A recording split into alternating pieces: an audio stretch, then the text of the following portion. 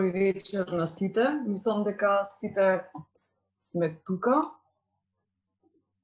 Во однос на предвиденото време, ви благодарам исто така и за вашата точност, за приклучувањето. Најнапред да ви се представам. Јас сум Емилија Неделковска, програмски координатор на Slow Food Македонија. И во името на нашата организација би им се заблагодарила прво на панелистите и на сите они кои што одвоивте време да бидете дел од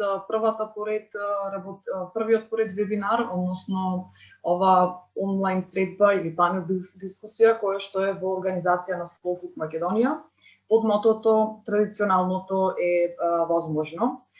Ова панел дискусија е дел од серијата вебинари на овогодинешното 13-то и првпат онлайн издание на Терам Адрес Salone del Gusto, кој што започна во октомври 2020 година и ќе трае се до април наредната година 2021 година, во чиј што фокус е бројни вебинари, работилници и конференции во организација на Slow Food заедниците од целиот свет, вклучувајќи ги производителите, сточарите, готвачите, експертите, представниците од институциите, опфаќајќи бројни теми кои се однесуваат на одржливото земјоделство, биодиверзитетот на храна и моделите за нејзино одржливо производство, притоа тангирајќи и поставувајќи ги во фокусот бројните проблеми, но и креирањето на слични модели и решенија кои што според Slow Food се базираат на заштитата на целокупниот биодиверзитет, преку која што заштита секој еден жител на планетата Земја ќе има пристап до добра, чиста и правична храна, особено во овие тешки кризни времиња во чие што секојдневие е пандемијата и справувањето со COVID-19. Надоврзувајќи се на фактот што пандемијата не е само кризна состојба која што се однесува на здравието на луѓето, туку и на целокупниот прехранбен систем, може со сигурност да се каже дека локалниот систем на храна и значењето на локалниот систем на храна и малите производители се ставени пред голем предизвик. Изминатиот период дополнително го потенцираше значењето на локалниот биодиверзитет на храна, како еден од начините на снабдувањето со храна на населението. Сметаме дека ова е вистински момент да се истакне постоењето на малите производители, но и предизвиците со кои тие се соочуваат во процесот на регистрација пред се на нивните производни капацитети, се со цел на пазарот да пласираат производи кои што се безбедни, легални, но и во исто време можат да придонесат за развојот на целокупната економија. Тема на вечерашната дискусија се можностите кои ги дава новиот правилник за производство и ставање во промет на мали количини на производи од животинско потекло, кој што пак нуди доста флексибилни решенија кои се во поддршка токму на овие мали производители, односно на малите традиционални производители на сирење и останатите млечни производи, кои што при процесот на регистрација на нивните производни, кои што треба да стане збор во денешната дискусија, во вечерашната дискусија за нивните досегашни искуства околу тоа.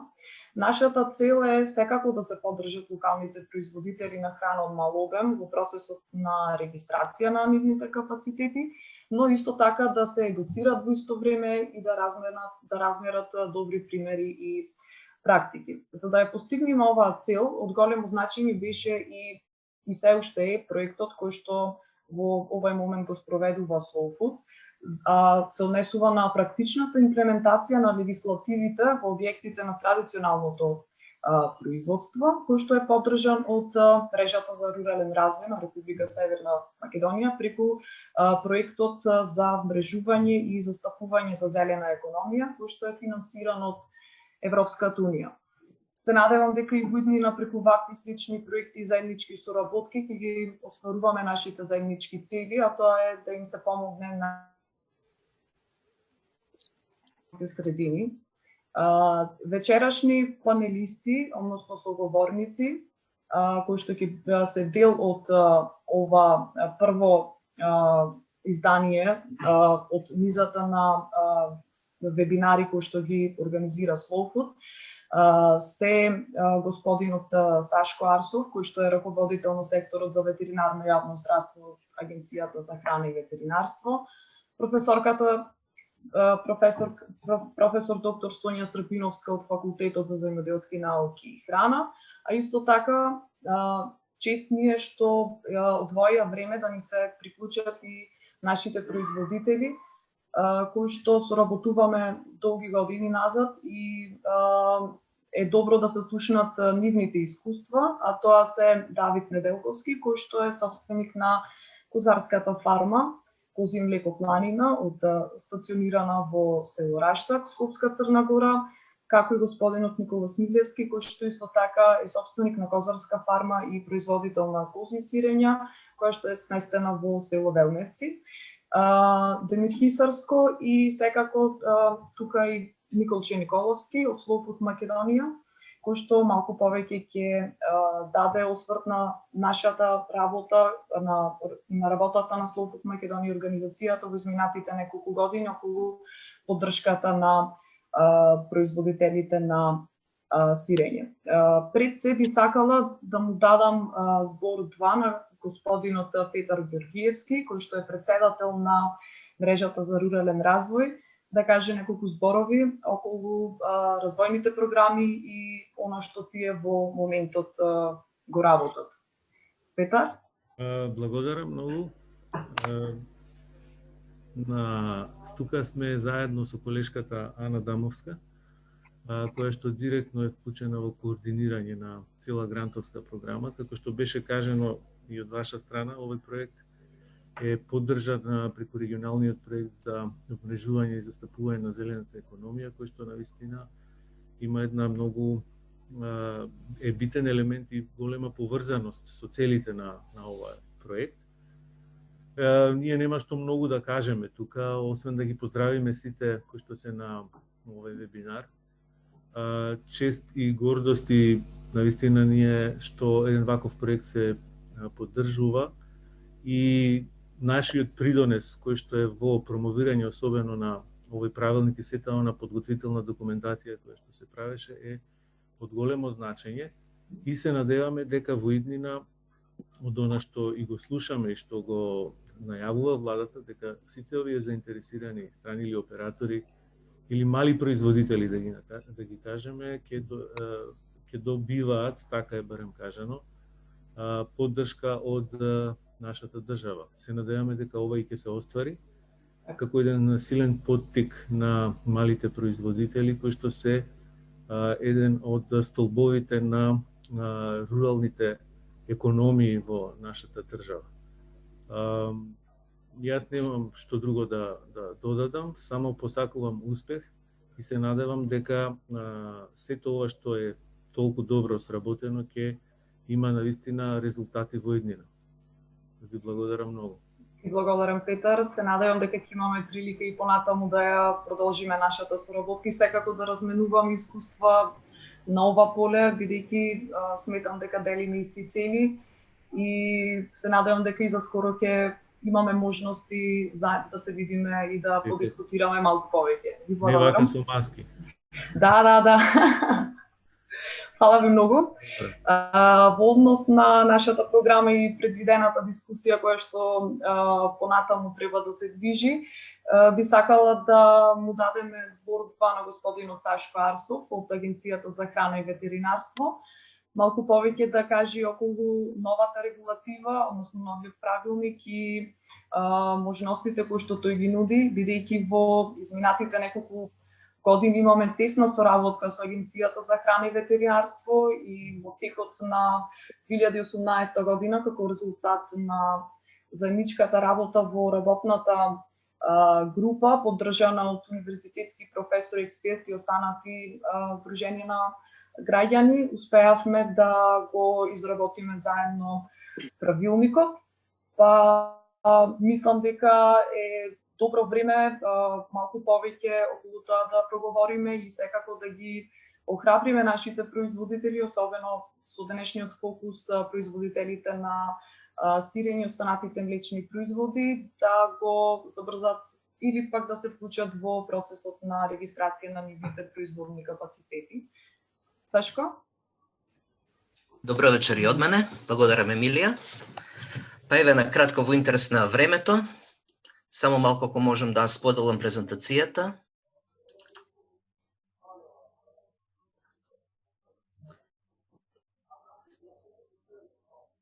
Дали е презентацијата на екран веќе? Да? Да. Добро. Ајде вака на кратко. Како што ме представи Емилија, јас сум Сашко Арсов, раководител на сектор за ветеринарно и јаново здравство во Агенцијата за храна и ветеринарство. Од страна на агенцијата беше донесен правилник за барања за услови за хигиена и производство при ставање во промет на храна од животинско потекло, наменета за директно снабдување, локализирана активност, географски и економски ограничувања и така натаму. Правилник со доста голем долг назив, меѓутоа запамтете го како правилник за флексибилност во производството на храна од животинско потекло. Правилникот е донесен во службен вестник 144 од 2019 година. Меѓутоа, на жалост, иако правилникот е веќе донесен пред година и пол, многу мал број, дали 5-6, примерни производители на храна од животинско потекло, за сега имаат искористено можноста и се регистрирани од страна на агенцијата за обавување на својата дејност. Инаку што беше целта на правилникот? Целта на правилникот е да се обезбеди поддршка на малите земјоделски производители да стават во промет храна од сопствено производство, преку примена на одредени флексибилни законски олеснувања. Условите кои се дадени во правилникот до сега не беа регулирани или беа само делимично регулирани. Така да со правилникот се дава една целосна добра можност, една добра прегледност, кои се потребни услови да ги обезбедат малите производители за да може да ја стават храната во промет. Основен закон за ставање во промет на храната во Македонија е Закон за безбедност на храна, во која основа се донесува правилникот. Меѓутоа, одредбите од законот, иако се применуваат во целото производство на храна од животинско потекло, од така да кажем од фарма до трпеза, го исклучуваат домашната употреба на храна. Одредбите од законот се доста ригорозни, стрикни, затоа со правилникот се дадоа одредени одстапки од постоечката легислатива со цел, како што кажав, да се овозможи на малите индивидуални земјоделски производители да можат полесно да стават својата храна во промет. Сепак, одредени работи кои ги предвидува законот, остануваат да се применуваат и во рамките на овој правилник. Пред се, дека храната која е наменета за ставање во промет мора да ги исполнува законските барања. Одговорноста за безбедноста на храната ја носат самите оператори, додека надлежниот орган врши само контрола на исполнување на законските барања. За да може храната да се стави во промет, операторите со храна мора да бидат регистрирани или одобрени. Регистрација е процес во кој се едноставно воведуваат во евиденција операторите со храна и се однесува на малите примерни производители, индивидуалните производители. Овој процес се одвива во подрачните единици на Агенцијата за храна и ветеринарство под доста олеснителни околности, едноставна документација која се приложува во процесот на регистрација. Додека одобрувањето е нешто посложен процес кој е наменет за поголемите бизниси со храна, односно правните лица. Не се задржуваме многу на овој дел, меѓутоа, што е битно? Сите примерни производи кои се ставаат во промет мора да исполнуваат одредени барања. Пред се, потеклото на примарните производи од животинско потекло мора да бидат од одгледувалишта и животни кои ги исполнуваат здравствените барања, значи здрави животни, здрави производи. Истите да не бидат третирани со неодобрени средства или се третирани со ветеринарно-медицински препарати, меѓутоа периодот на каренца мора да биде почитуван и да ги исполнува условите за ставање во промет, односно периодот на каренца да е поминат. Понатаму, генерално сега зборувам за сите производи, може да се стават во промет само производи од регистрирани примерни производители и производи кои се соодветно означени. Во поглед на означувањето, со овој правилник се направени доста олеснителни околности, едноставни информации за потеклото на производот, односно име и седиште на производителот, датумот на производство, за каков производ се работи, рокот на употреба и условите за чување на објектот. Нормално и бројот на регистрација на објектот. Тие се основни барања за ставање во промет на производи од животинско потекло, произведени од страна на малите производители. Ова е доста голема презентација, беше наменета за презентирање на целиот правилник пред поширока јавност, каде што се опфатени сите производи од животинско потекло. Меѓутоа, во интерес на времето и целта на ова презентација вечерва, ќе се задржам само на ставање во промет на производи од млеко, односно млеко и млечни производи. Генерално да кажам дека правилникот овозможува флексибилна примена, како што кажав, на законските одредби, меѓутоа не доведувајќи во прашање безбедноста на храната. Што значи, со примена на одредбите од правилникот, повторно да ќе напоменам, се овозможува на малите производители под полесни услови да стават храната во промет, меѓутоа не се задира во безбедноста на храната. Што тоа значи флексибилност која се дава во правилникот? Дадени се отстапки во поглед на градежно-техничките услови, кои треба да ги исполнат објектите за производство на храната од животинско потекло, односно на малите индивидуалните производители, се даваат отстапки во поглед на примена на оперативните процедури, во поглед на евиденцијата која треба да се води и во поглед на означувањето на производите. Меѓутоа, отстапки во барањето за здравствената заштита на животните, во поглед на примена на хигиенските барања во производството на храната, во примена на термичкиот режим и како следливоста на процесот на производство, отстапки не се даваат во правилник. Значи, овие одредби мора да се почитуваат во целост. Да не се задржувам на дефинициите, сега би преминал конкретно на ставање во промет на млеко и млечни производи.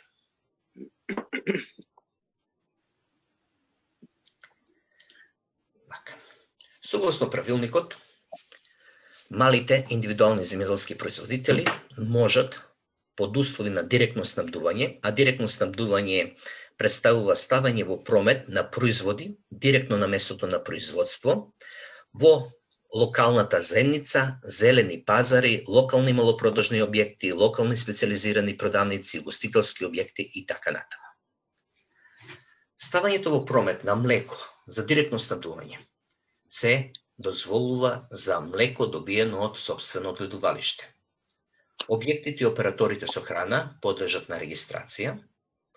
Животните мора да ги исполнуваат барањата за здравствената заштита на животните и количината на ставено млеко во промет е ограничена на 100 литра дневно за кравјо млеко, додека за другите врсти на млеко, односно млеко од другите врсти животни, количината е неограничена. Покрај ова, суровото млеко, кое е наменето за ставање во промет, мора да ги исполнува барањата во поглед на соматските клетки и микроорганизми, да биде оладено веднаш под молзењето и да се достави на крајниот потрошувач или како непакувано или пакувано.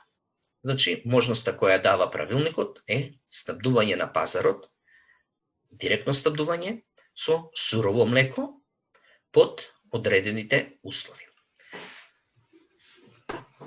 Друга можност која дава правилникот е суровото млеко да се пласира на пазарот преку млекомат.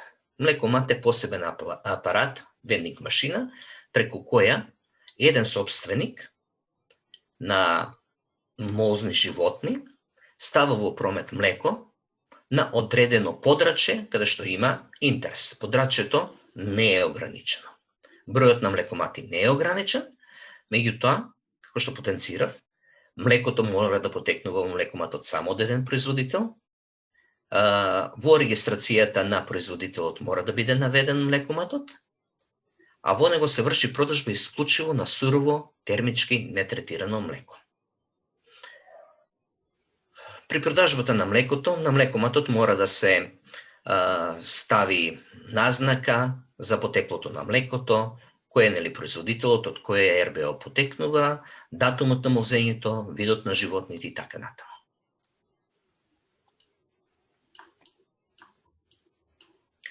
Одиме понатаму за производство на производи од млеко за директно снабдување на самата фарма. Во овој случај, дозволено е производство на разни видови производи од млеко, како што се разни видови сирења, урда, маст, кајмак, матерници и суротка. Додека во претходниот случај за ставање во промет на сурово млеко не се потребни никакви посебни услови, освен местото каде што се чува суровото млеко на фарма да биде одвоено од шталата, односно од местото каде што се мол за животните и да биде овозможено негово ладење, хигиенски начин на добивање и понатамошни постапки. Во овој случај е потребни се минимални услови, односно потребен е објект каде што ќе се врши производство на млечните производи. Кога зборувам за објект, зависи од обемот на производство, зависи од видот на производи кои се работат. Доволно е една просторија во која ќе се прифаќа млекото и понатаму ќе се врши процес на производство.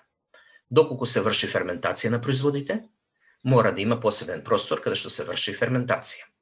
Самиот објект може да биде лоциран на самото одгледувалиште, доколку постојат услови, или во семејниот двор, покрај семејната куќа, меѓутоа како посебен простор одвоен од стамбениот дел. Разните производни процеси може да се вршат во истата просторија, меѓутоа да се обезбеди временска дистанца, односно да се оневозможи вкрсена контаминација. Мора да биде обезбеден уред за меење на раце, а со опремата која се користи во процесот на производство мора да биде соодветна, односно изработена од материјал кој не кородира, кој е нетоксичен, кој може лесно да се одржува, односно лесно да се санитира. Дозволено е употреба на санитарен чвор кој се наоѓа во непосредната близина, истото се однесува и за гардеробните простори. Покрај процесот на производство, мора да биде обезбеден и простор за чување на готовите производи, односно просторија ладилник. Кога зборувам за ладилник, не се подразбира во овој случај дека е потребна посебна комора. Повторно кажам, зависи од обемот и количината на производство. Доволно е и фрижидер од, 200-300 литра, поставен во одреден дел од просторот, каде што ќе ги исполнува условите на безбедно одвојување на готовите производи и обезбедување на потребниот термички режим. Спомнав дека е потребна просторија за зрење, како и просторијата за готов производ, исто зависи од обемот на производство и големината на процесот на производство. Мора да се обезбедат услови за овозможување на пратење на температурниот режим во сите фази на производството, вклучувајќи го и транспортот на готовите производи. Тоа што се однесува до директното снабдување на млеко и млечни производи од страна на индивидуалните земјоделски производители. Правилникот понатаму дава друга можност за поголемо производство, локализирана активност, која представува ставање во промет на производите во едно пошироко подрачје, а тоа е планскиот регион во кој се наоѓа објектот каде што се врши производство. Меѓутоа, мислам дека сега не е време и не е темата на дискусија за овој тип на активности, бидејќи тука се нешто построги барањата, се бараат нешто поголеми услови и овој процес подлежи на одобрување од страна на Агенцијата за храна и ветеринарство. Емилија? Да, ви благодарам Сашко. Мислам дека беше доволно и да се добие вака една добра представа околу аспектот и сегментот за кој што ги нуди правилникот и за флексибилност или околу производството на млечни производи. Малку, фала ви многу. Само што нешто би дополнил. Да, повелете. Значи, ова беше во рамките на темата која беше договорена. Натаму сакам да кажам дека Агенцијата за храна и ветеринарство веќе започна со презентација на овој правилник со Агенцијата за поддршка и развој на земјоделството.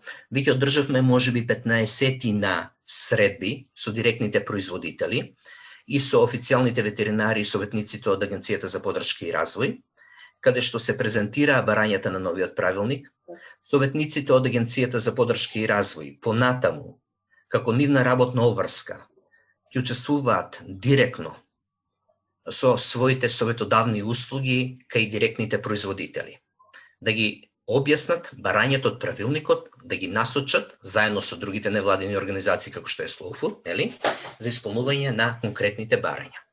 Значи, тоа е активноста која спроведува Агенцијата за храна и ветеринарство.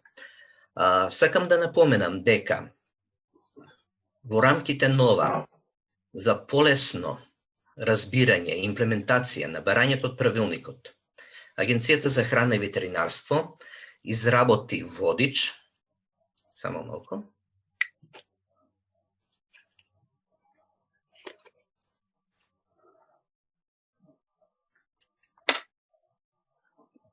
Значи, ова е една поголема презентација каде што кажам што ги опфаќа сите производи од животинско потекло.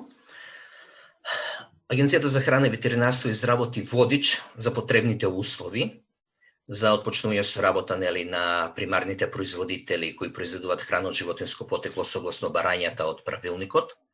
Истиот водич е отштампан и одредени примероци беа поделени на средбите, како и на официјалните ветеринари, на советниците во Агенцијата за поддршка и развој кои понатаму би ги дистрибуирале кај примарните производители. Водичот е објавен на веб страничката на агенцијата, од каде што може лесно да се преземи и да се види. Понатаму, за униформен пристап во поглед на регистрацијата и одобрувањето, во поглед на регистрацијата на примарните производители, се изработи упатство за начинот на регистрација, кој упатство пред се наменето за официјалните ветеринари за да имаат еден униформен пристап, критериум при регистрацијата. Се изработија летоци за секој тип на производство.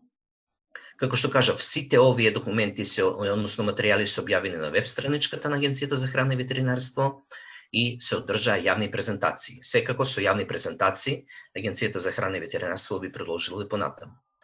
Повторно да кажам, целта на сите овие настави, презентации, водичи е да се промовира правилникот, да се укаже на индивидуалните земјоделски производители за можноста која нуди правилникот да би се регистрирале.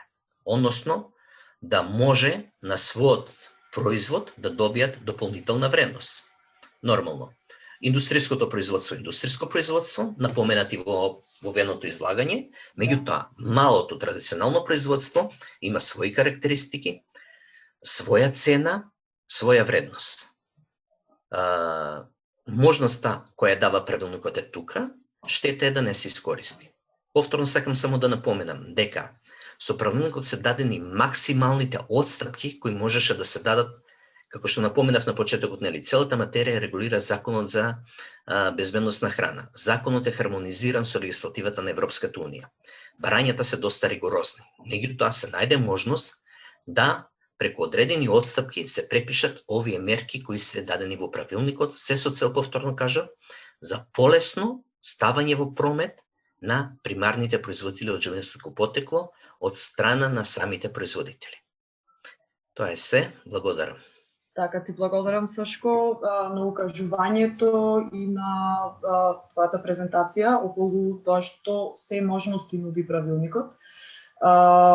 Околу техничките аспекти на оваа дискусија би замолила сите оние присутни кои што имаат прашања да ги напишат во самиот чет кој што може да ги, кој што нуди опција самата платформа, или пак исто така може да се поставуваат, бидејќи овој настан се оди онлайн на нашата Facebook страна Слоуфуд Македонија, може и таму да ги поставуваат коментарите и ваши прашањата сите заинтересирани, па на крајот од дискусијата, односно од кога ќе завршат панелистите, може да ги поставиме директно до нашите панелисти. По-конкретно околу условите кои што хигиенските услови и што се еден личен производ или традиционално сирење треба да исполнува со цел производителот да може да го регистрира својот производен капацитет. Ќе има своје излагање професорката Сонја Србиновска од Факултетот за земјоделски науки и храна наш долгогодишен соработник, која што исто така беше дел и од работната група, со чии што заеднички напори и повеќе месечна работа успеавме да го изработиме овој правилник што нуди повеќе флексибилни решенија. Па би ја поканила професорката Сонја да се задржи малку повеќе околу самите услови и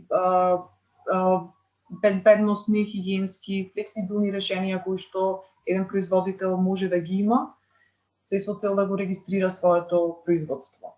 Професорке? Благодарам, Ема. Добро вечер на сите, по втор пат. Би сакала да се заблагодарам на Сашко затоа што голем дел од законската рамка веќе ни ја презентираше во однос на овој дел. Ја ќе се обидам уште нешто, не би сакала да ги повторувам, иако некои делови можда и ќе се повторуваат, ќе ги прескокнеме, така да многу ми е драго што успеавме да го донесеме овој правилник уште пред година и пол. Значи со заеднички напори со Агенцијата за храна, со одредени експерти вклучени од тамо, но примената се уште е многу слаба и целта всушност на сите овие вебинари е да ги стимулираме и да ги поттикнеме нашите примарни производители да започнат со овој процес на регистрација и да станат видливи на пазарот, затоа што точно она што се спомна и со пандемијата, верувајте дека локалната храна ќе добива се поголемо значење и поголеми поддршки и ќе има и поддршка и од прво програмите од Министерството за земјоделство и шумарство и водостопанство, така што се надевам дека наредната година ќе биде поуспешна и ќе регистрираме повеќе вакви објекти. Јас сега би сакала само да ја шернам презентацијата, не, зошто каде ми е?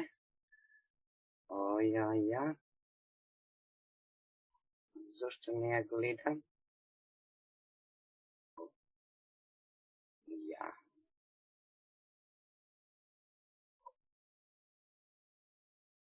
Не знам. Гледам нешто скроз друго, не гледам презентацијата. Не знам зошто не можам да ја... Емилија, можеш да ми помогнеш? Јас не знам зошто не можам да ја... Ајде, јас мислам дека ќе ја да пробам јас од кај мене да видам. Ето, тука ми е отворена. Гледам скроз други работи кои што не би ги нема. Ајде да видам у Files, у Advanced. Files. Не ми е јасно зошто во боксови нема во бокс. Не знам. Треба да ја пуштите во позадина, нели, на екранот?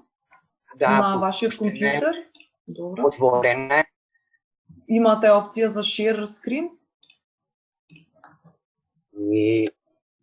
Имам опција на самата, али овдека на самата апликација. Да? На Zoom. На самата апликација на Zoom. Знам, али не сака воопшто да ја покаже од тука презентацијата, ја барам.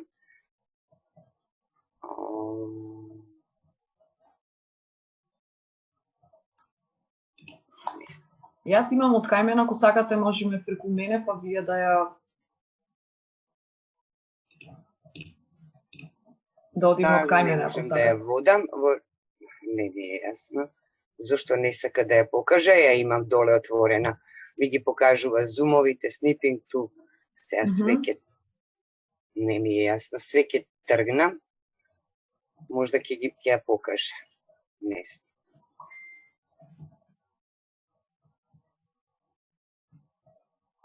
Еве ја, добро, успеав, се извинувам. Очигледно има повеќе отворени фајлови, не може... Дали е во ред? Да видам. Да, супер. Добро.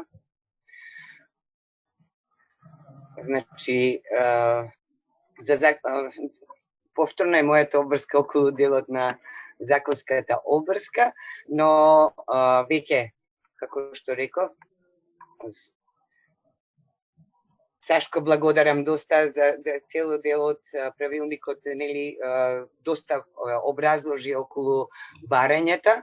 Можда нешто малци поконкретно ќе расчистиме за одредени делови, кои што би сакала само да ги нагласам, дека всушност многу битно за, бидејќи денеска темата ни е главно за директното снабдување, дека ако сакаме да се регистрираме за директно снабдување, исклучиво мора суровината да потекнува од собствената фарма, значи производот да има локален идентитет и да се користат некои, значи исклучиво да има природни состојки и некои неиндустријски методи. Значи не може индустријски производи да се вклучуваат во директната продажба, снабдување.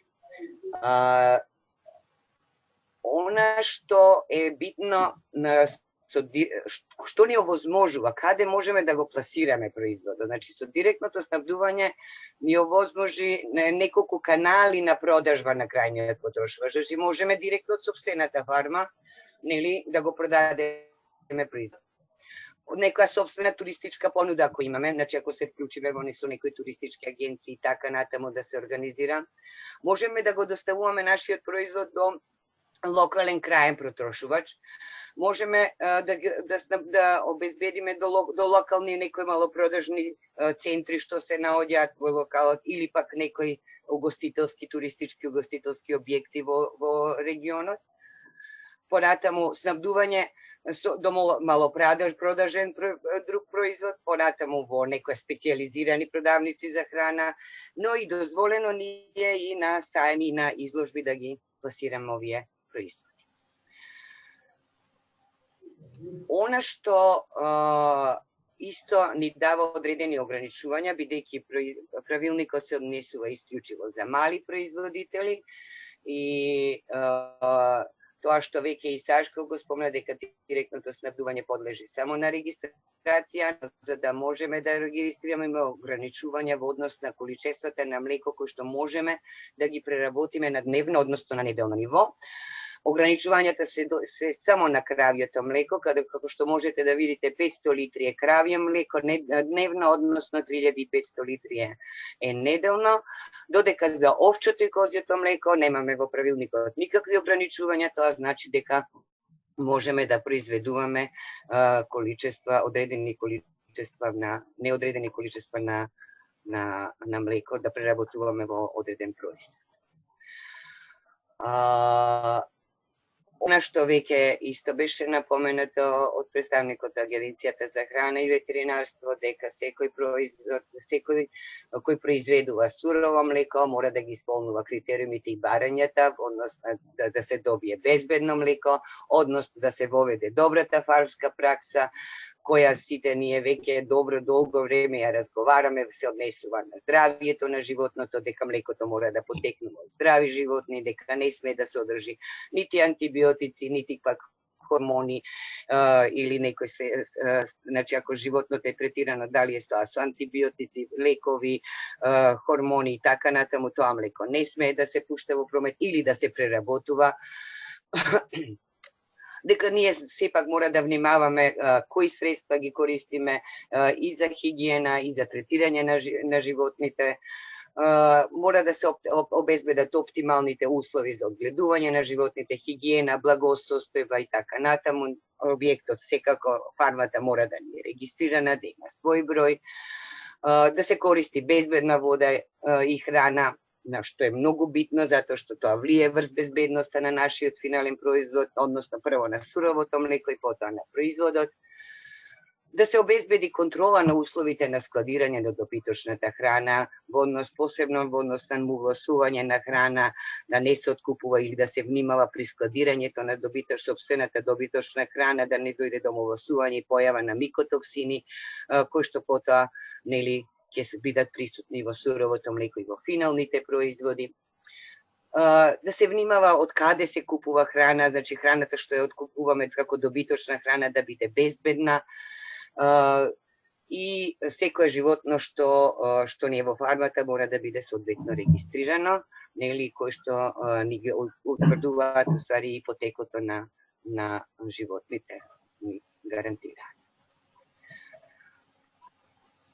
Во однос на барањата за хигиена на млекото, исто, значи, дополнително се нагласува почитувањето на процедурите на молзење, значи одржувањето на личната хигиена во процесот на молзење, миењето на рацете, внимавањето во текот на молзењето, значи да не дојде до загадување или инфекција на млекото, одржувањето и чистењето на опремата за молзење, одржувањето на опремата за молзење. Значи, тоа се фактори кои што многу ќе ни влијаат за да ги запазиме оние критериуми кои што ни ги бара во однос на безбедноста на самото млеко и на крај на финалниот производ.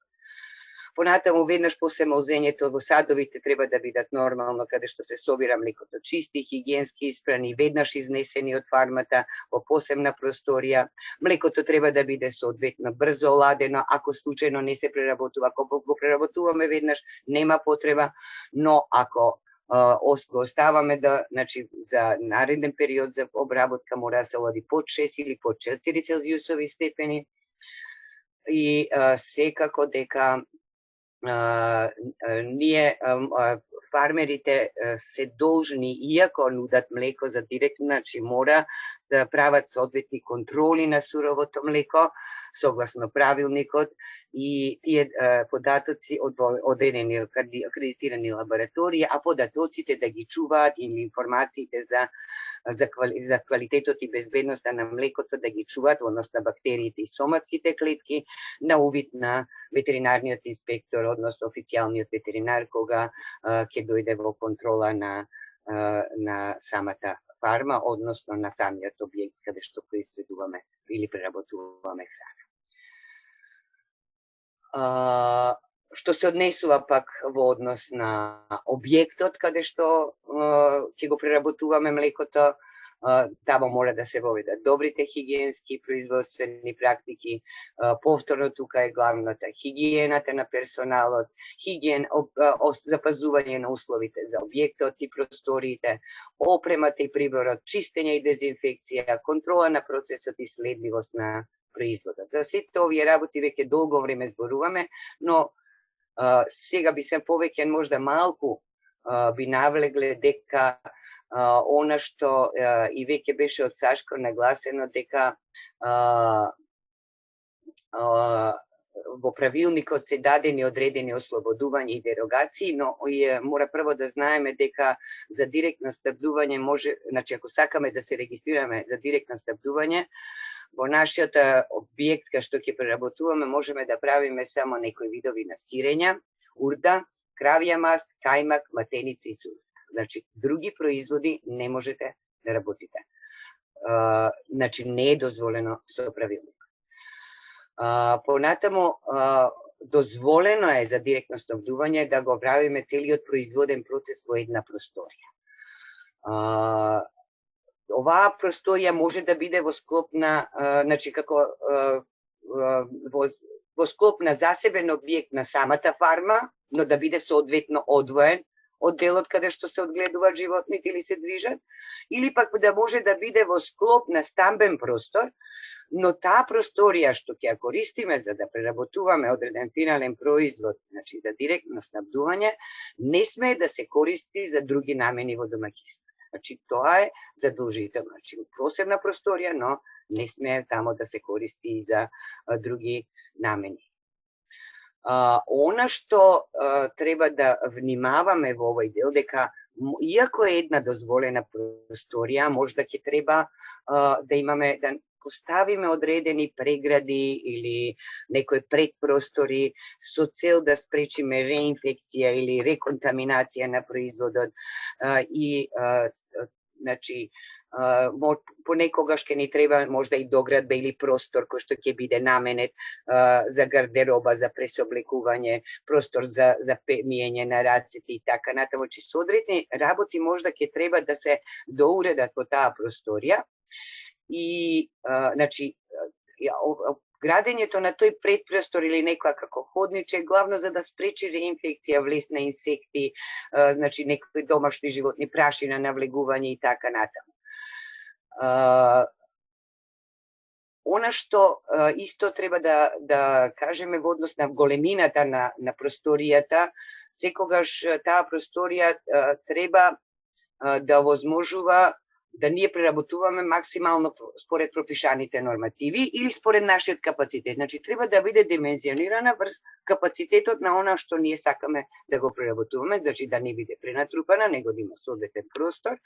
И секогаш да се внимава, бидејќи производството е во една просторија, мора производството да оди во линиски или кружен ток, значи за да не дојде реинфекција, односно реконтаминација на суровината, на суровото млеко со финалниот производ, или пак треба временски да ги одделуваме одредени операции кои што се одвиваат во производниот погон. Значи, ако имаме, например, одредено пакување на сирењата, тогаш што има да се прави производството на сирење, одредени операции, пресување или така натаму, значи, приемот на млекото нема да се одвива кога ќе се врават од преработки, значи, некои други, значи, дали тоа пресување, солење и така натаму.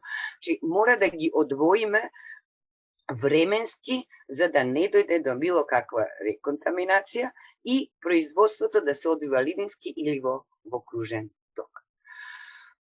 Она што веќе е кажано дека просториите, значи нормално дека посебно ние кога произведуваме сирење, потребни ни се простории за складирање, простории за зрење, кај производителите кои што ќе се регистрираат за директно, е дозволено просториите да бидат на друго место. Значи не мора да бидат директно проврзани со оваа производна просторија, значи може да бидат значи на друго место, со тоа што само безбедно треба да бидат транспортирани или пренесени во просторијата за зрење, односно за лагерување. Во однос на тоалетите, веќе исто е кажано дека тоалетот не е задолжителен да биде во склопот на оваа објект, нечу може да биде лоциран во непосредна близина на примарното производство или пак да се наоѓа во близина на живеалиштето каде што живее, да се користи тоалетот од стамбен простор и така натаму. Во однос на внатрешниот дизајн веќе го укажавме, но она што секогаш треба да знаеме, пошто ни е дадена флексибилност во однос на внатрешниот дизајн, дозволено ни е да можеме да го зрееме просторот, некој производ, значи ако е специфичен во одредени земуници, во одредени подруми, во пештери и така натаму, или во некои други специфични услови, но за тоа, ако сакаме да го спроведеме, мора секогаш да биде во договор со официјалниот ветеринарен инспектор, за да се усогласите, нели, да објасните зошто е неопходно, како ќе ги спроведувате хигиенските процедури и дека сето тоа зрење или ферментација на сирењето или пак складирање на сирењето во тие простории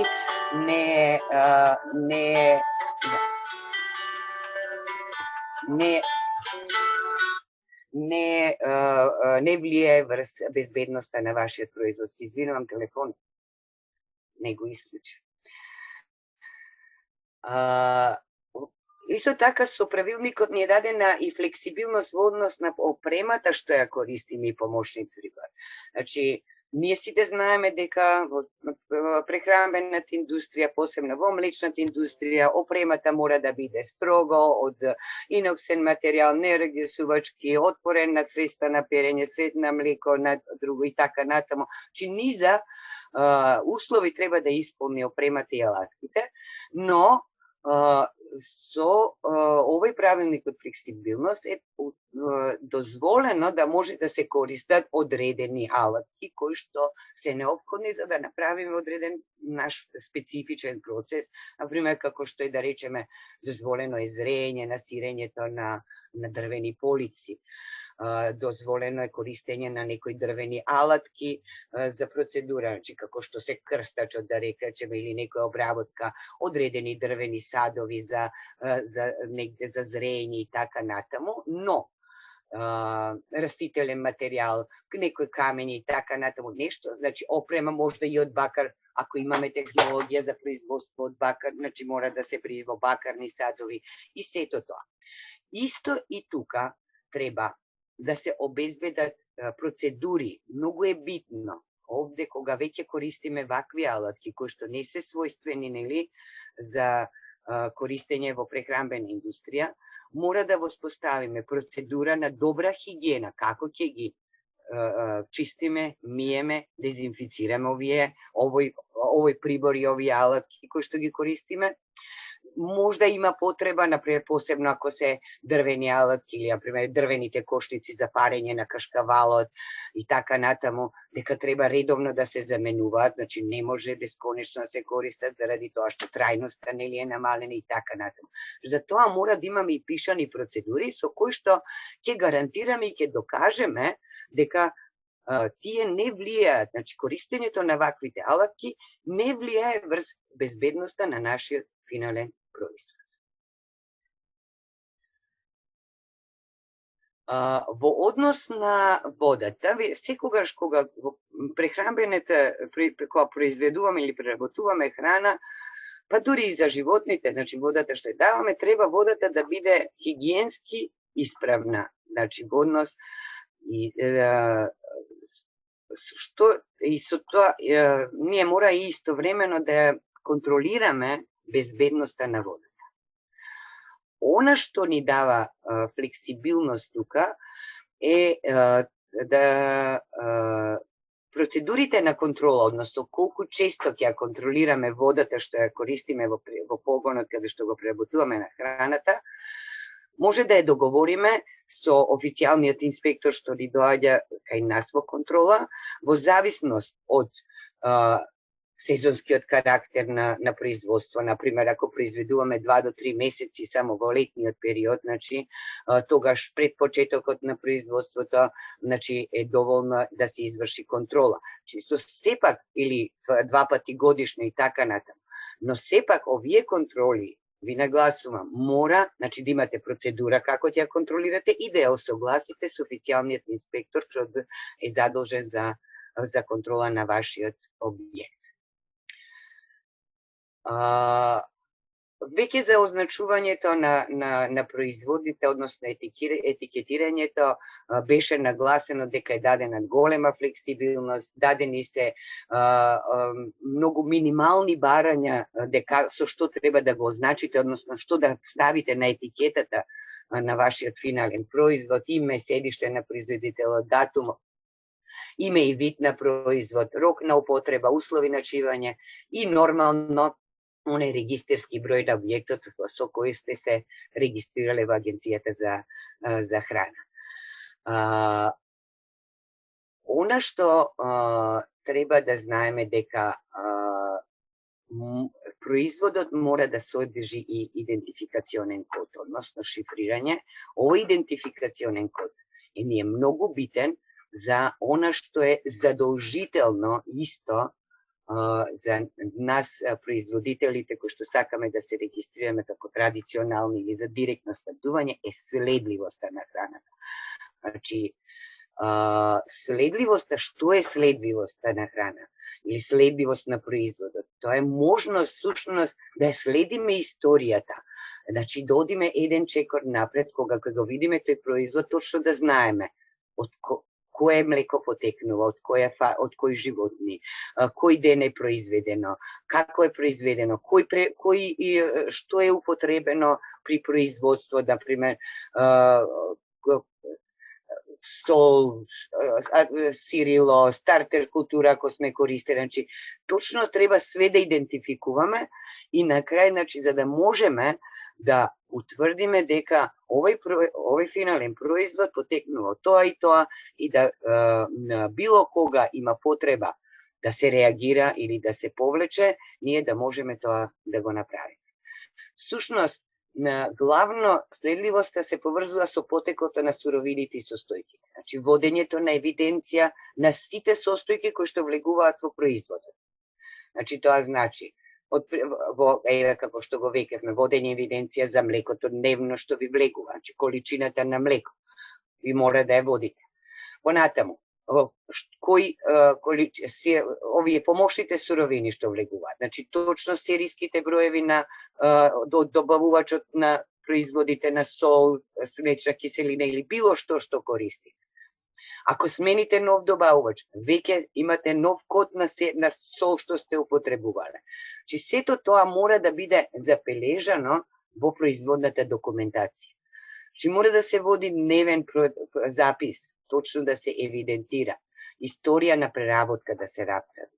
Значи за да се водат записници и она што е многу битно, што како ќе го спроведеме директно, да речеме, кај нас во сиренарството, ако произведуваме сирење, затоа што главно всушност за директно снабдување ќе бидат производители за производство на сирење, ние мора да нашиот производ кога ќе го произведеме, му ставиме идентификационен код или шифра, односно го обележиме. Значи ако правиме тврди сирења, значи пити, дали е тоа кашкаво или некоја друга пита, ние секоја пита индивидуално треба да ја обележиме, а тој број треба да биде поврзан со документација и записи за све што, за потеклото, што е вклучено во тој производ, значи да има одредена шифра. Истото треба да се случи на кантите. Значи, на кантите на сирење точно треба да има шифра која што може исто да ги поврзи, точно датумот на производство, од каде потекнува и така натаму и така. Ова исто многу битно, со тоа што имате уште едно законско барање, кое вели дека ако вие произведувате сирење од непастеризирано млеко, значи производот мора да зрее најмалку 60 дена.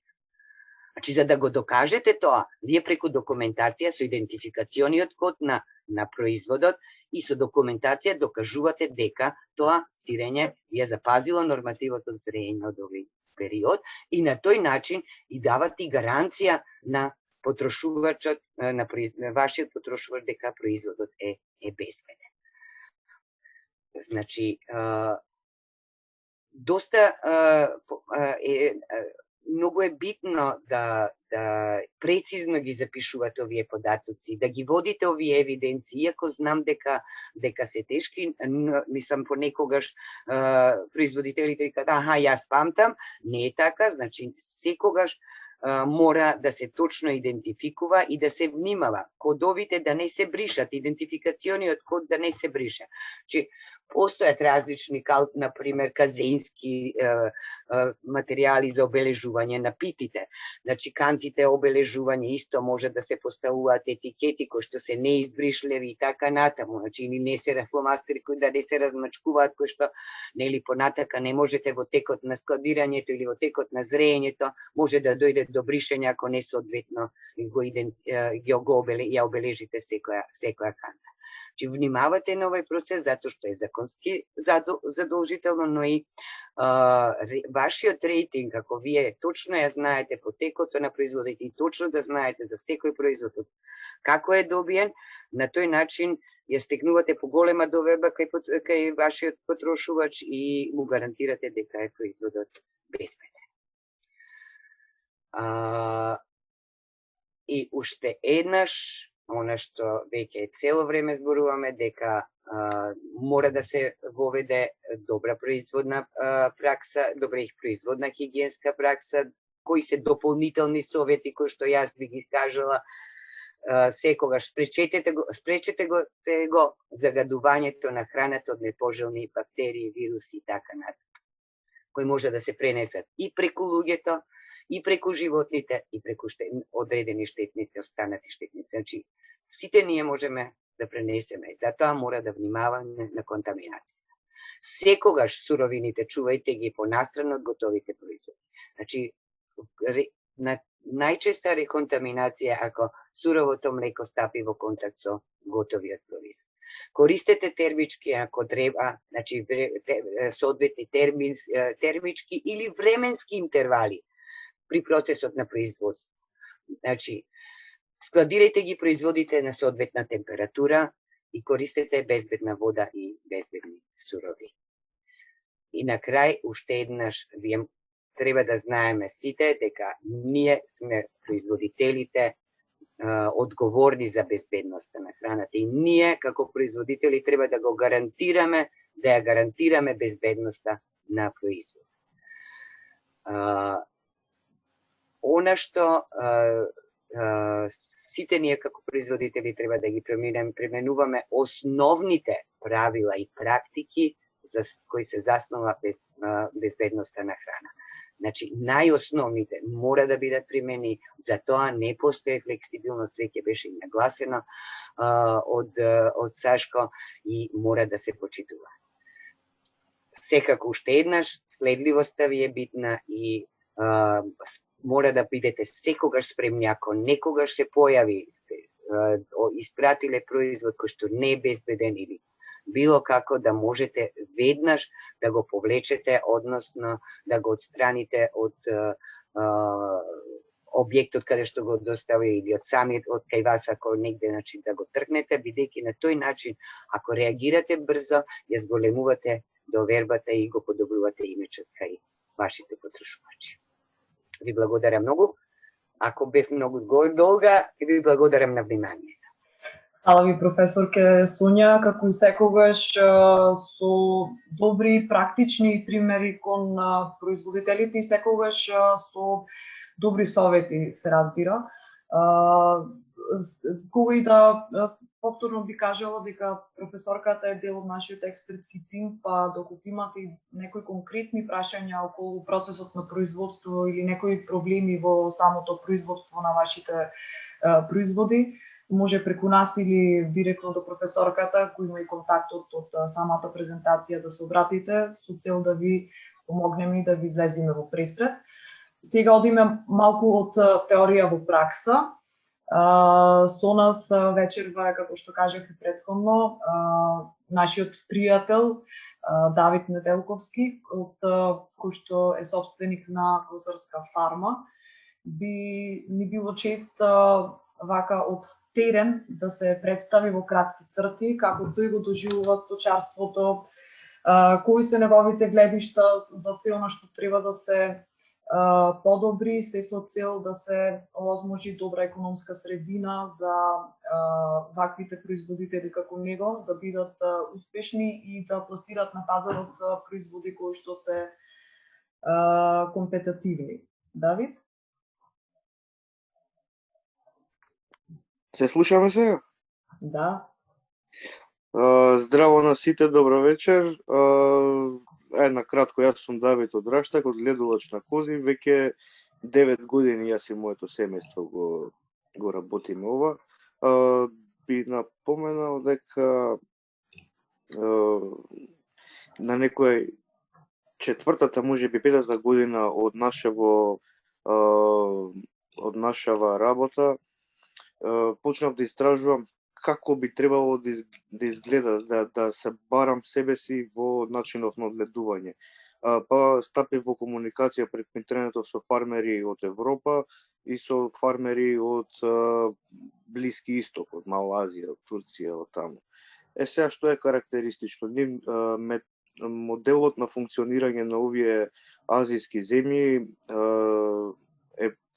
работат со големи бројки. Значи стада од 100, 200, 500 илјада. Додека овие европскиот начин на одгледување, колку чувате ги прашува фармериве, 40, 50, максимум 60 животни. Зашто толку чувате? Толку може да сработиме се како што треба, од А до Ш. И мене ми е многу поблизок тој начин на одгледување отколку овој другиот. Секако тоа е врзано со државното уредување, но меѓутоа сметам дека за да функционира се во ова, барем нашава фарма, мора да биде одржливо, како одгледувањето, така и производството и финалниот производ е сега преку нас фармериве ние претежно купуваме од тука локални производители на детелина, локални производители на житарици што има во селово, што доколку нема во селово, во блиските села, пак тука локално се движиме. Нашиот развој, односно на малите фарми, како што ја го замислувам ова на некои 40-50 молзни грла и 20 јарења на годишно ниво да вртат, мислам дека е сосема пристојно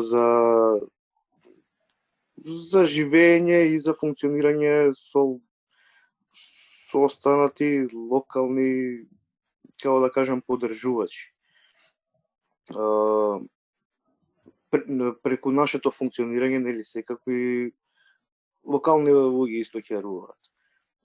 Како проблеми тука би нагласил во кратки црти, мислам дека се уште треба да се работи да се подобрува комуникацијата помеѓу нас фармерите, ветеринарите и агенцијата. Затоа што се некако како испрекршено, цело време некаде бркаме некои, како да ги речем, рокови, кога треба да се вакцинираат козите, да ја следиме, бидејќи и ние фармерите, значи кај нас купуваат луѓе кои што го носи дома за дете, за фамилија, и одговорноста секако е многу важно. Ми се случувало да се јавувам, ало, нека дојде некој да им земе крв на козиве, да знаеме со што располагаме, да влеземе во сезонава кога треба да влеземе, како што треба да влеземе. Но меѓутоа, кај сите има разбирање, но меѓутоа треба да се работи на логистиката, на комуникацијата помеѓу нас тројца, значи зборам фармерите, ветеринарите и агенцијата за храна и ветеринарство.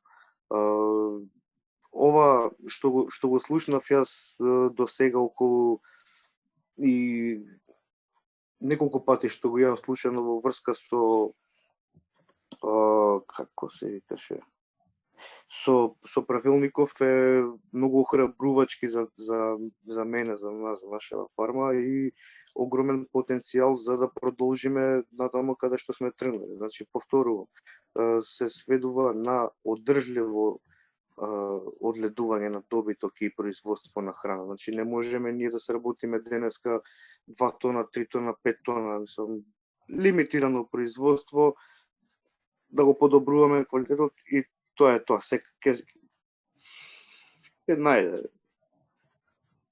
како да кажем, потребата за здрава храна, за локална храна е во поголем пораст. И тоа се добри сигнали. Свесни сме и ние фармериве дека не можеме со чизмите од штала да влеземе онаму каде што го работиме се во ова. Така да голем дел од работиви и ни се познати, и ова е само мотив повеќе за да продолжиме. Секако дека сакаме ние да се легализираме, но ете, се во свое време. Толку нема да одземам јас повеќе време, навистина не знам што би дополнил. Фала ти, Давид, за времето што го одвои и што не удостои со твоето присуство. Навистина си инспирација за сите млади фармери кои што мислам дека го сакаат тој начин на живот. Дефинитивно условите во кои што ви работите се навистина, да кажем, на еден начин доста захтевни, тешки, не е нели благодарна ова работа, но секако крајниот производ и она што произлегува како дел од вашата заангажираност, да речам, целокупна, е тоа за кое што и ние како конзументи се повеќе и повеќе, да кажам, на еден начин и ве поддржуваме вас со купување на вашите производи, во однос на тоа што го кажа околу развојот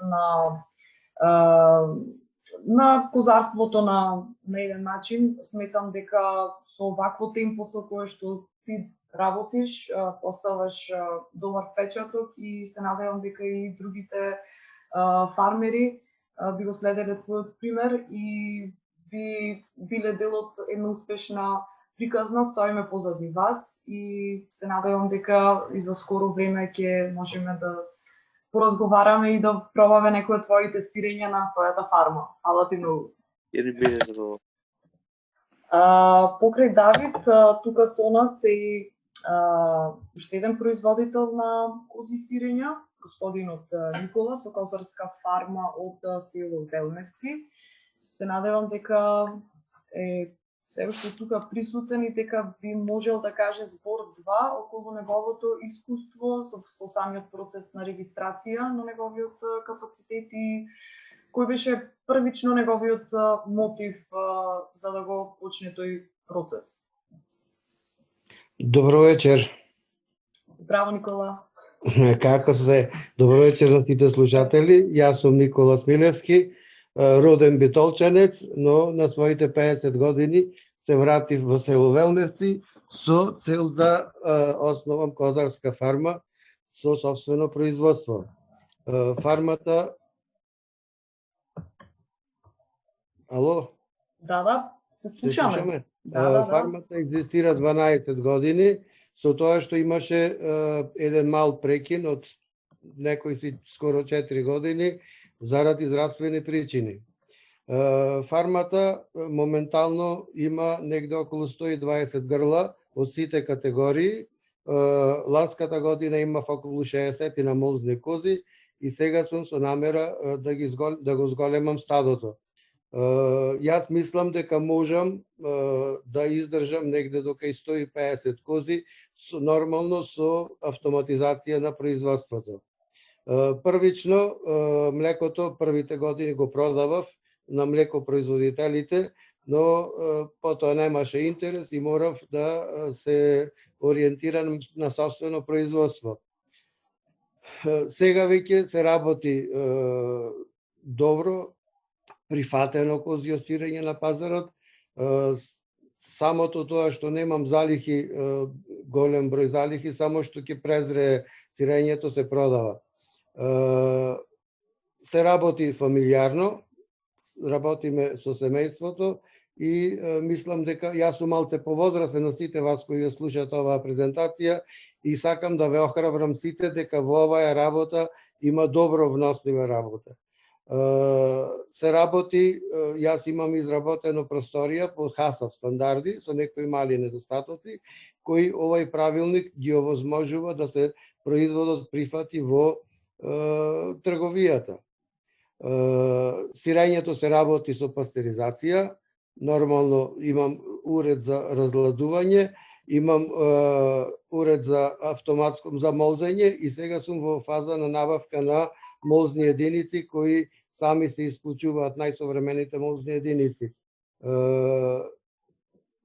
Немам нешто посебно да додадам, освен тоа дека ова е добра програма, ова е добра работа за сите производители и ги охрабрувам сите производители кои имаат собствено производство, дали овчко, дали козјо, дали кравјо млеко во мали количини, да ја прифатат оваа програма и без двоумење да се регистрираат. Јас сум веќе повеќе од месец дена регистриран и ја чекам новата реколта која веќе за неколку дена ќе започне и да се представам на пазарот со моите производи. Фала ти, Никола.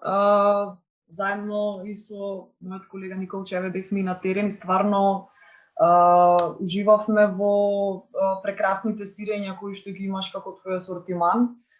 Секако дополнителна вредност е регистрацијата на твојот производен капацитет и се надевам еве и честито за твојата регистрација и за процесот кој што го започна. Се надевам дека за многу брзо еве и со наредната реколта во година ќе имаме можност да ги пробаме твоите сирења пошироко во Пелагонискиот регион. Ти благодарам.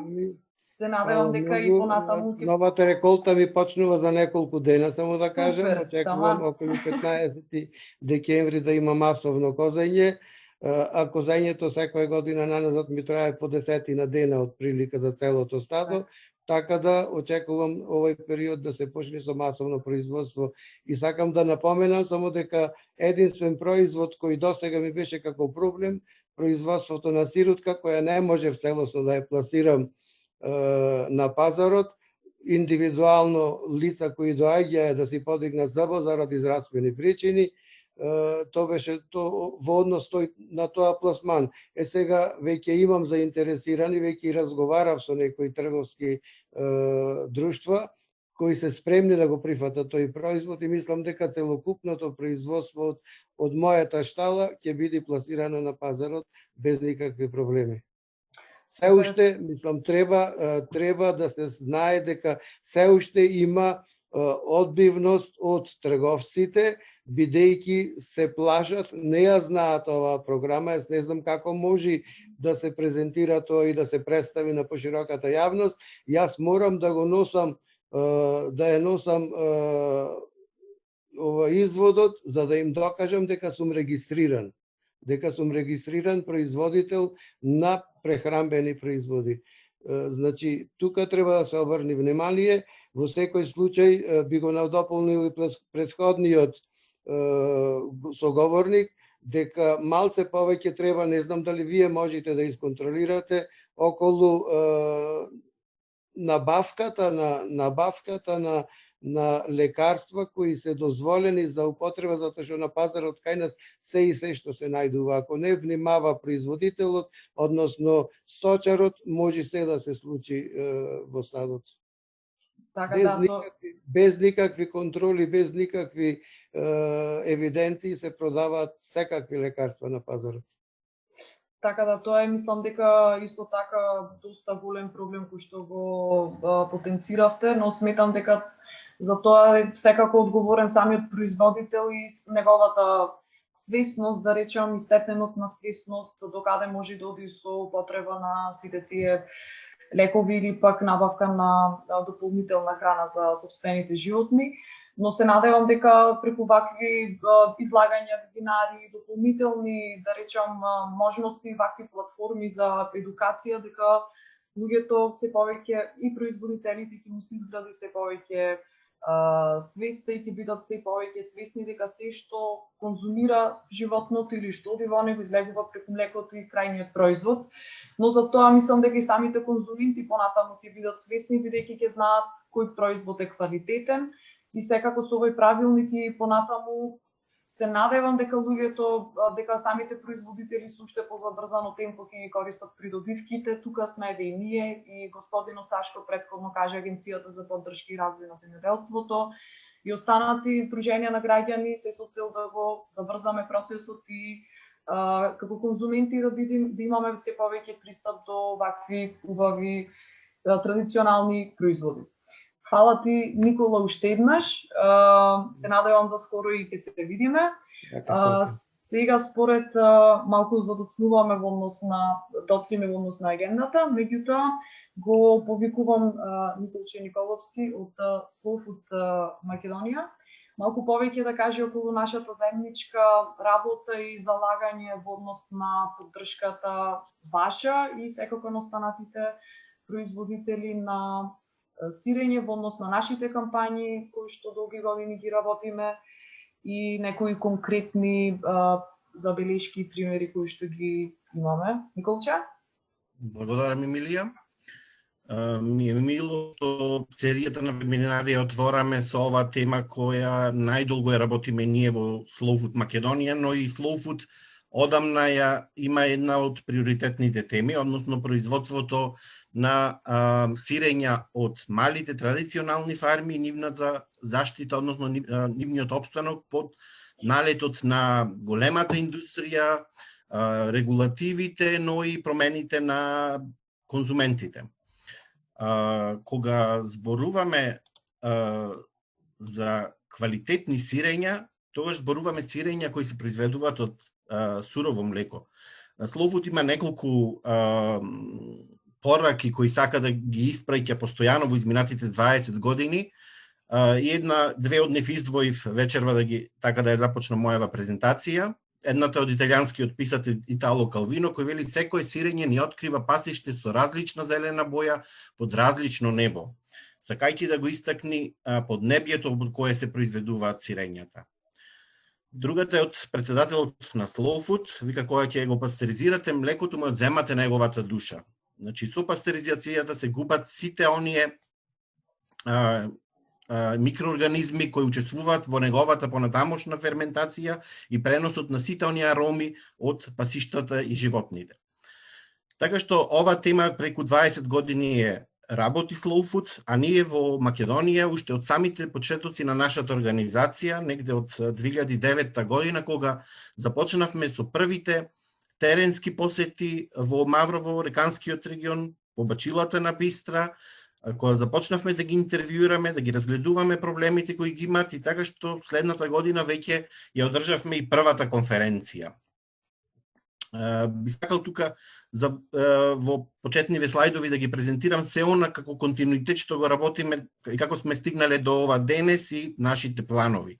Еден од првите проекти кои го работевме беше воспоставувањето на президиумот на сирења во Маврово-Реканскиот регион. Тоа се сирења кои се произведуваат, има долга традиција на производство на високопланинските пасишта, тука се познатиот галички кашкавал, овчото бело сирење и другите производи кои се карактеристични за тој регион. Така што од 2014 започнавме да ја водиме кампањата да го зачуваме биодиверзитетот на млеко и веќе на секои 2 години како континуитет одржуваме настани. Се надевам овој онлайн вебинар вечерва едно продолжение на сите овие конференции, каде што отворено се дискутираше за проблемите кои се соочуваат малите производители на сирења, но се нудеа и предлози, решенија кои ги слушаја и представниците на науката, но и институциите. Така што Slow Food е еден од иницијаторите на диалогот меѓу овие сите чинители со цел да се овозможи подобри услови за самото производство. Во меѓувреме работевме и на меѓународни проекти со колеги од други земји со цел да размениме искуства, бидејќи во процесот на заштита, унапредување на малите производители на сирења се понапред од нас, така што работевме со колеги од Шпанија, Италија и Турција, учествувавме и на меѓународни конференции. Редовно учествуваме и на фестивалот ЧИС во Бра, Италија, започнувајќи од 2011 година, кој представува еден од најреномираните настани каде се презентираат сирењата добиени од сурово млеко, произведени на традиционален начин по автентични технологии и рецептури.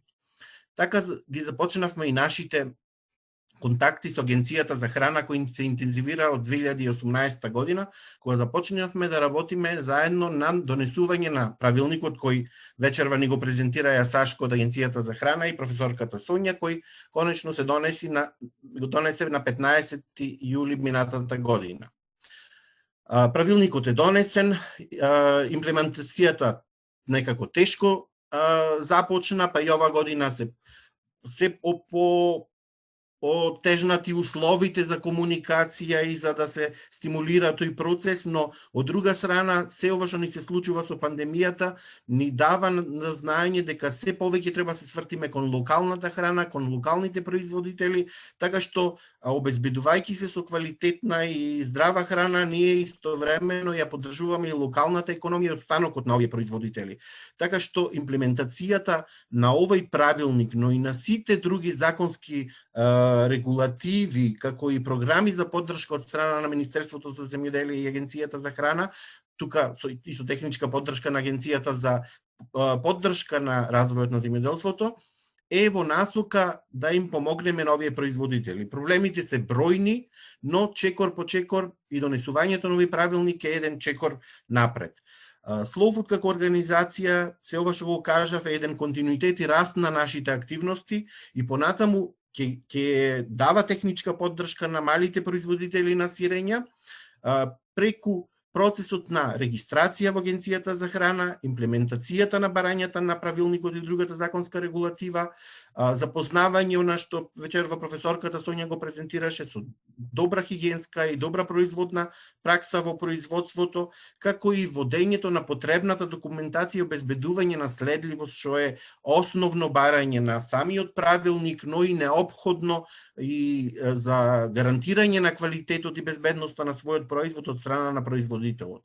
Тука ќе помогнеме и од следната година и во означувањето и декларирањето преку еден посебна програма на Slow Food, тоа се описните етикети, што од друга страна ќе помогне и во промоцијата и во маркетингот на овие производи.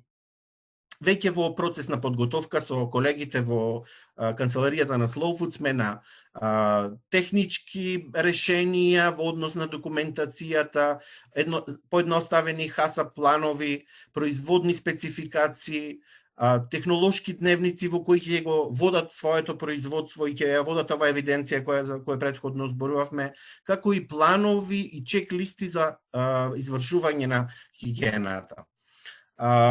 Исто така, она што го споменав, се описните етикети, односно матрици, кои ги имплементираат барањата на правилникот, но и филозофијата на маркетинг според Slow Food, односно раскажување на приказната на производителот и директно запознавање на конзументите со неговата приказна, тоа се описните етикети кои досега ги користевме за нашите президиуми, но од следната година веќе ќе можат да ги имплементираат поширок круг на производители кои ќе се регистрираат според овие правилници понатаму и легално ќе настапуваат на пазарот. Значи, нудиме во цел сегмент, во секој сегмент од производниот синџир до дистрибуцијата, односно до продажбата на производот. Стоиме на располагање, можат да не најдат сите заинтересирани на нашите контакти, на нашите страници, така што Slow Food и понатаму и по широко ќе влезе во соработка со голем број на производители.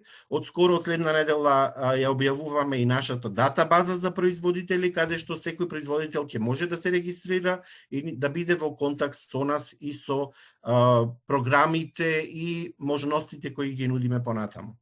Да не одземам повеќе време, ви благодарам за вниманието.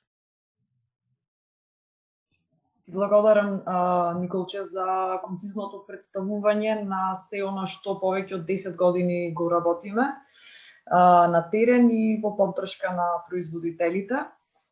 Мислам дека имаме се уште малку концентрација во однос на некои прашања.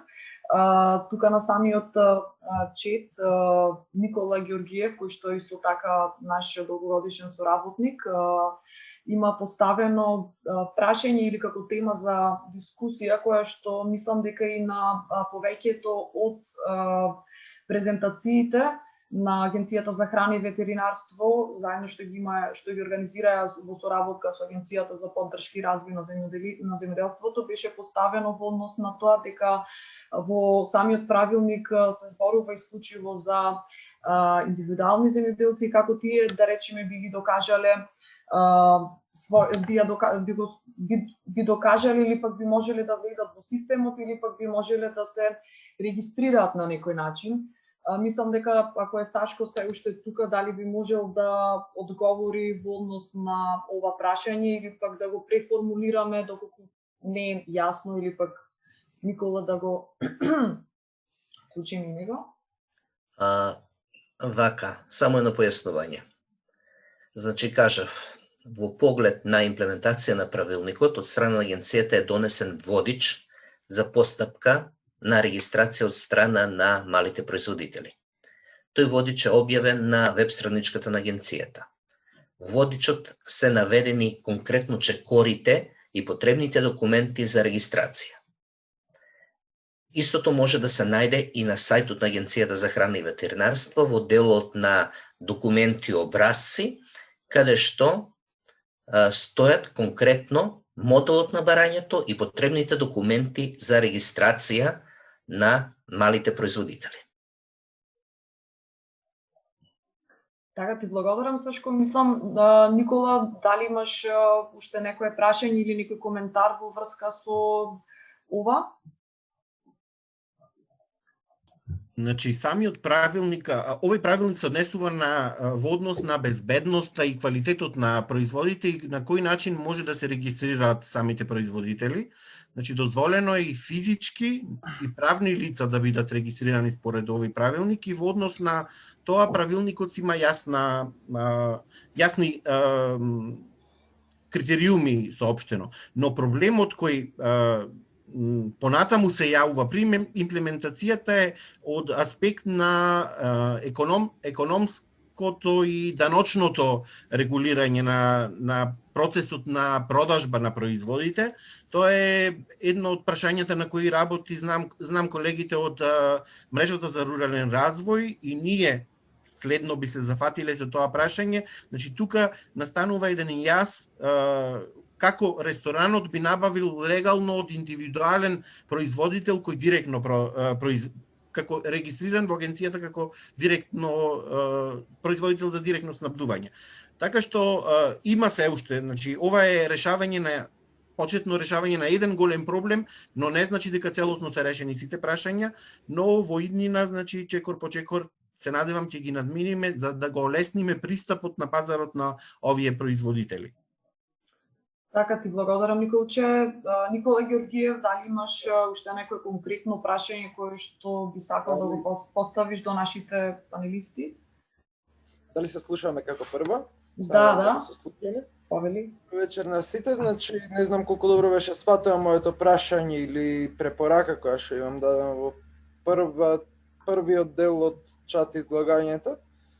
Значи тука имам напишано пред се како фактор за класификација дали е регистриран потенцијалниот производител како индивидуален земјоделец или како правно лице.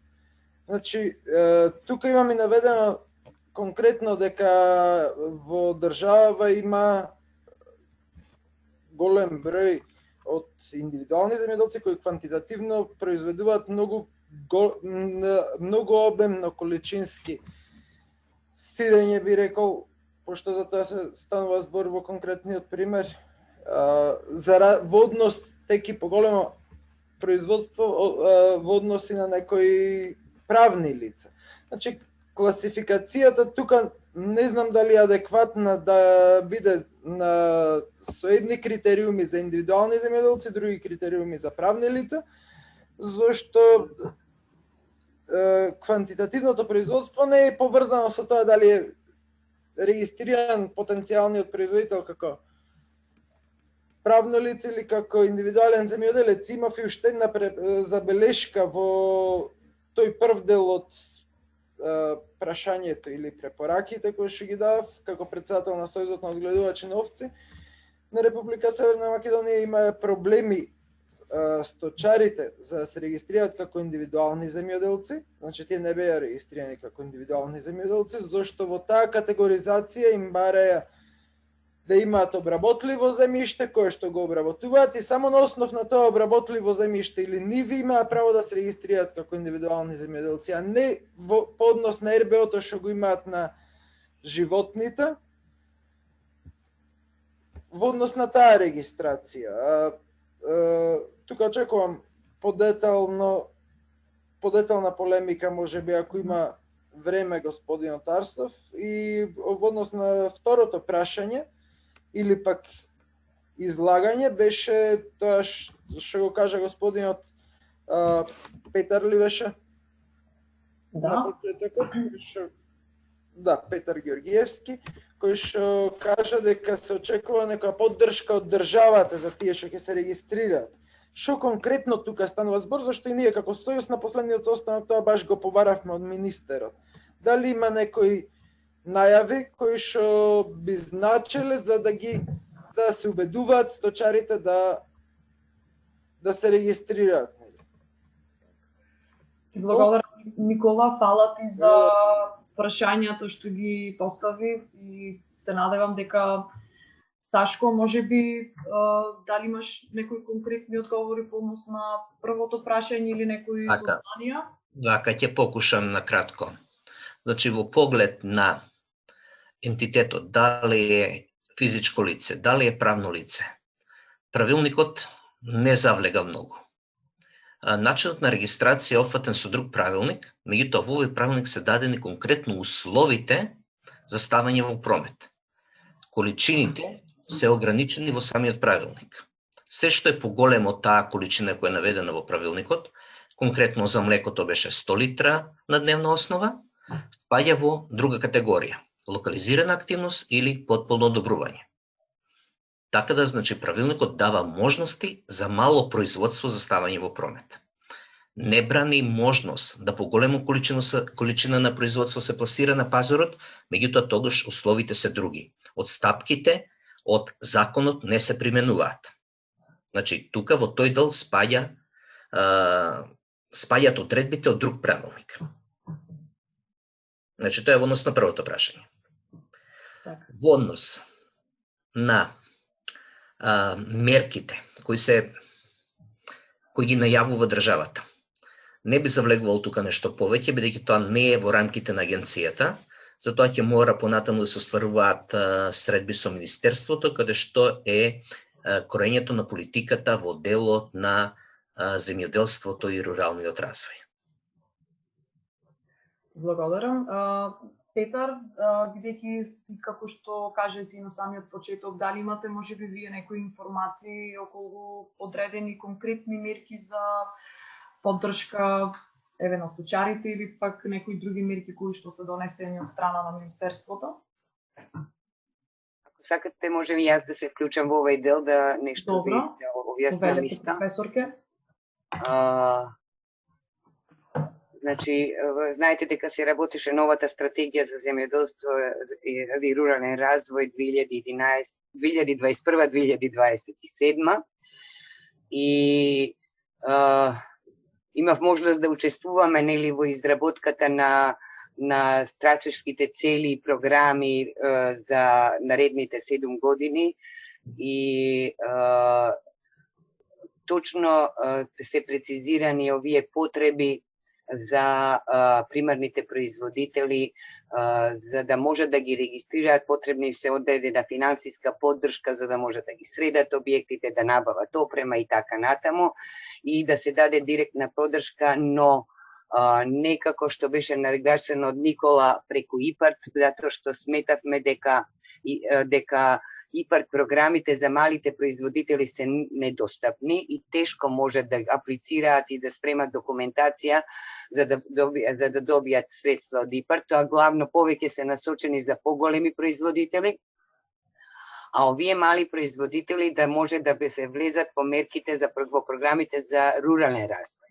Чи тоа беше барањето главно кое што беше насочено и во предлог мерките кои што ги презентиравме во Министерството, кои што беа и присутни и производители и преработувачи, така што овој дел во однос на поддршката.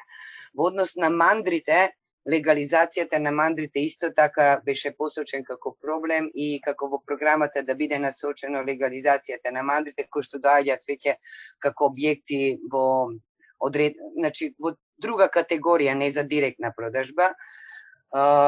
Тука можда би можело нешто дел од ИПА средствата, но и тие треба можда да бидат вклучени во програмите.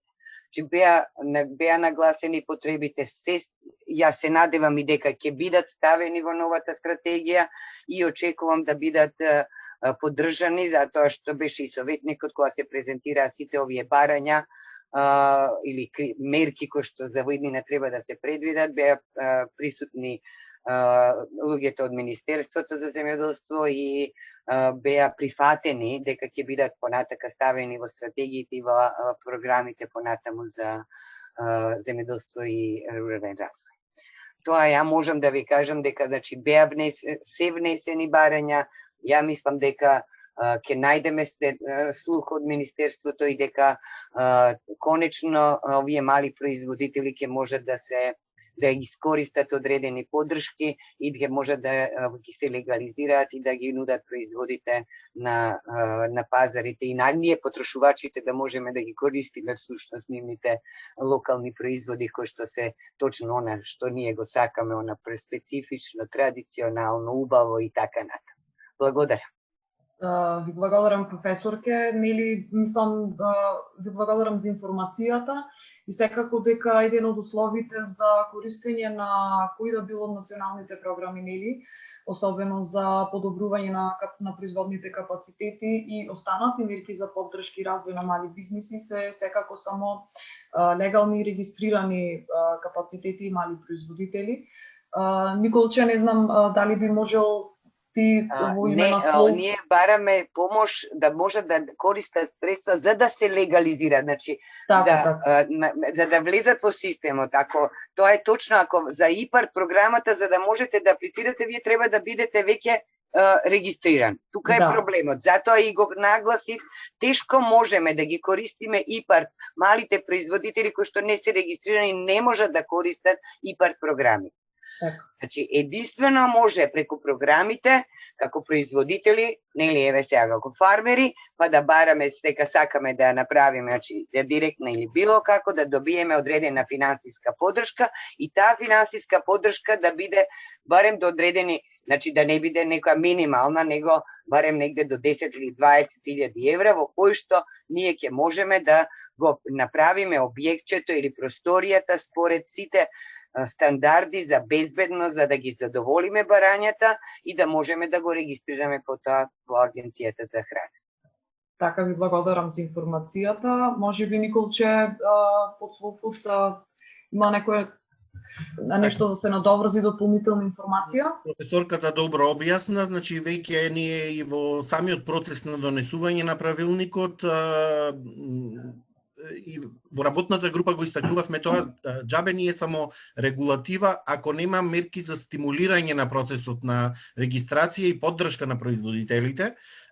Во последниве 2 години веќе се разговара, се надеваме дека конечно ќе влезе како посебна мерка и ветувано ни беше од страна на Министерството за земјоделие за поддршка на малите финансиска поддршка за достигнување на потребните барања од правилниците за флексибилност. Тука влегува, значи, и правилникот за анимални производи и за новиот правилник кој се донесе годинава за растителни, но и законот за вино за регистрација на малите семејни винари. Така што начелно како што е разговарано и прифатен е нашиот предлог од страна на Министерството, се надевам на некој следен вебинар ќе го дискутираме и со нив и ќе ја промовираме таа мерка.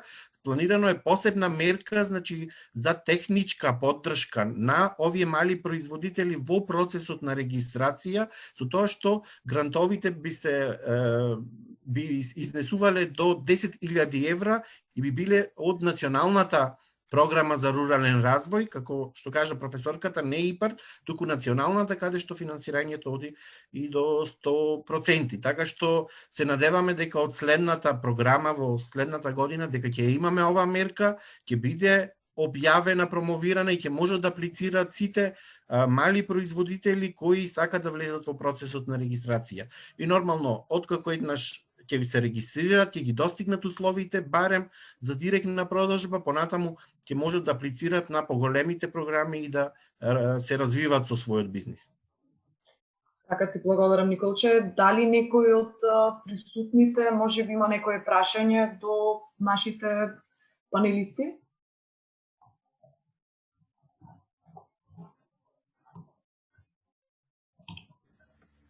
Значи, ако може само уште секунда јас да се надоврзам додека уште не си има некој. Значи, токму тоа ми беше и во моето прашање или излагање, дека значи бараме средства за почетна регистрација, за да понатаму можеме да учествуваме на мерката 7 од ИПАРД програмата. Значи, токму така ми беше поставено. Задоволен сум апсолутно во однос на одговорите на ова прашање, дека баш и стратегијата за овчарство 2021-2027 сега е пред нас на одобрување и на ревизија. Задоволни сме во однос на како се поставени таму работите и очекуваме дека ќе се донесе за многу скоро време, дека ќе се изгласа таа стратегија и ќе влезе во сила веќе од наредна година. Благодарам, Никола. Бидејќи одиме и онлайн, има и баш тоа го разгледував и прашања на Facebook. Едно од прашањата беше дали постои флексибилност во однос на растително производство, односно некоја регулатива со кој што тоа би се регулирало. Јас би одговорила да.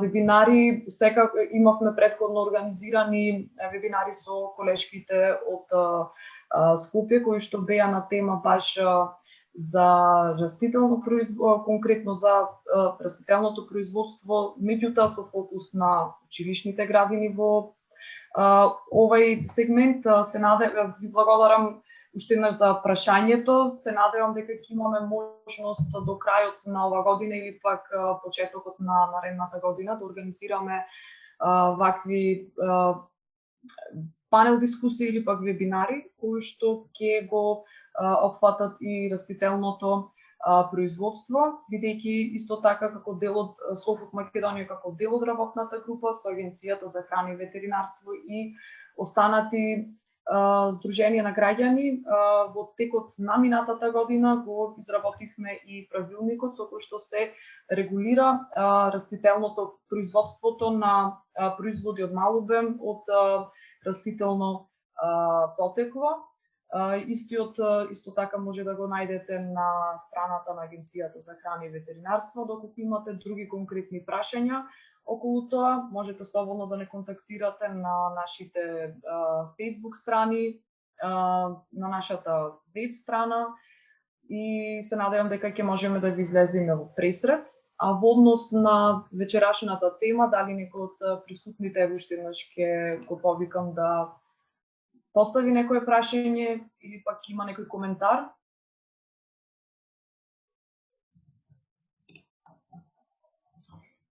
Најверојатно не. Ви благодарам, сепак мислам дека имавме добри 2 часа дискусија и добри информации од нашите панелисти, излагачи. Се надевам дека и понатаму ќе имаме можност на вакви слични теми да разговараме. За таа цел би ви најавила и втората панел дискусија, која што ќе се одржи на 17.12. Односно наредниот четврток, со почеток во 18 часот, под насловена како дали млината ќе биде медена, што значи би ги опфатиле сите производители на мед и останати производи од пчели и како нивните производства се регулирани по однос на на новиот правилник.